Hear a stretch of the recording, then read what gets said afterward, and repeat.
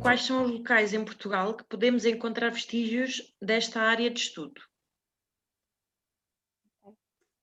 Hum, eu diria para olharem à volta, no sítio onde estão, nas vossas cidades, onde estiverem, terra, ou se onde forem de férias, olhar à volta para os sítios onde vivem. E, portanto, é possível que ainda isto acontece, nós circulamos pelo país e aparecem-nos às vezes muitas as surpresas, não é? Portanto, enfim, sabemos pouco destas unidades quando passamos por elas à primeira vista, não é? Depois temos que ir investigar e saber mais.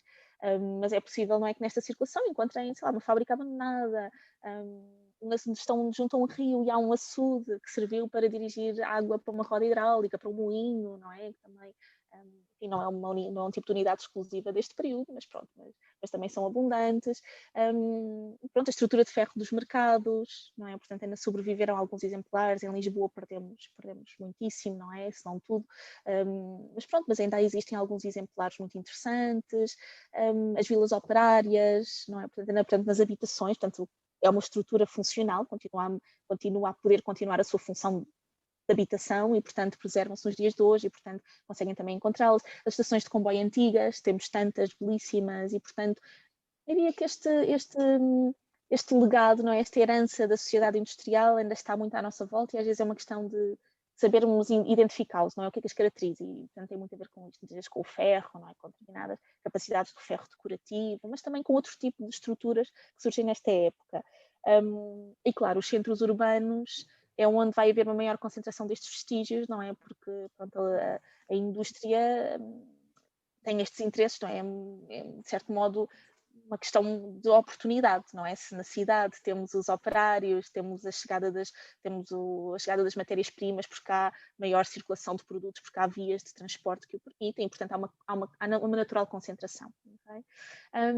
E depois dizer que, de facto, temos sítios perdidos, não é? Portanto, falam assim mais vestígios, não é? Mas há sítios perdidos, não é? Sítios, como dizíamos há pouco, sítios dos quais lemos nos documentos históricos, mas que não sabemos localizar no mapa com precisão. E, portanto, ainda não foram intervencionados, ainda não sabemos onde estão, não podemos conhecer através desta intervenção arqueológica direta.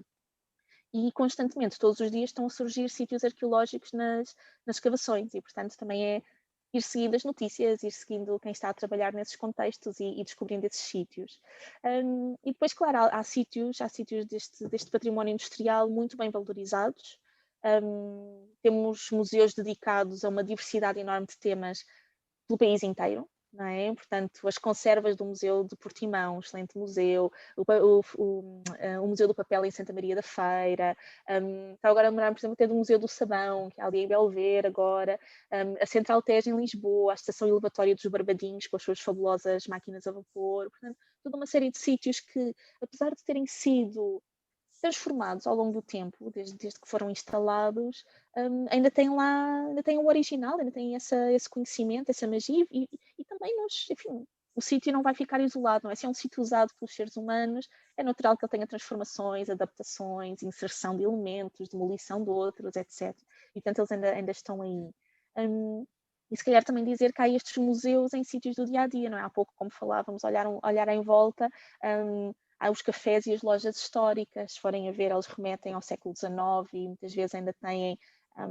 No outro dia passava por uma farmácia e tinha um pequeno museu lá dentro, não é? Ainda com os móveis antigos, com os frascos que eram utilizados na época, que é fantástico. Depois, em contexto arqueológico, às vezes encontramos estes potes e estas taças meio partidos e olha, está mesmo aqui um parecido com aquele que eu encontrei na minha escavação arqueológica. E pronto, está ali preservado, os frascos, ainda aqueles ingredientes que já não se usam. Hoje em dia tem tudo no nome científico, antigamente não era bem assim. E portanto há estes pequenos detalhes que de facto surgem no nosso dia a dia. Claro, também circulamos ainda pelas pontes, não é? Por uma série de sítios que têm estes monumentos, os portos ainda têm infraestrutura, como víamos há bocadinho aquela fotografia. E pronto, e portanto as estações de comboio com os seus belos painéis de azulejos, tudo isso ainda está lá e portanto pode-se ver no nosso dia a dia. E até nomeadamente, enfim, às vezes pensamos no museu e pensamos que está um sítio salvaguardado, preservado tal como era, mas há muitos casos de reuso. O património industrial é talvez aquele, não é o património edificado, é talvez aquele que mais sofre que mais é efetuada esta situação do reuso, não é? Portanto, a adaptação do imóvel a um novo uso. E é por isso que agora podemos ter espaços como a LX Factory, não é? Portanto, a fábrica têxtil, não é, em Alcântara, que agora é um espaço de tantas coisas diferentes. E, portanto, o Centro de Ciência Viva em Aveiro, também penso sempre que está lá, que chama-se mesmo a fábrica, não é? Portanto, também essa readaptação. E, portanto, lá está, não é? Portanto, o que nós podemos ver na arqueologia industrial é um dos períodos, não é, mais recentes de estudo, e, portanto, ele ainda convive muito connosco, e para mim, pessoalmente, é por isso também que eu gosto tanto desse período, não é? Porque isso ainda está um pouco no nosso dia-a-dia, podemos ver estas transições, e conhecê-lo melhor, mas, de facto, há ainda muito por explorar, não é? Portanto, com todos estes sítios, mas há muito por explorar. E acho que é isso. E assim damos por terminada a nossa aula de arqueologia. Queremos agradecer à nossa convidada pela sua disponibilidade e participação aqui no nosso projeto. Lembrem-se, visitem o património, mas respeitem-no acima de tudo. E não se esqueçam de fazer like no nosso vídeo, subscrever o nosso canal e ficarem ligados para mais vídeos Arqueo Explorers.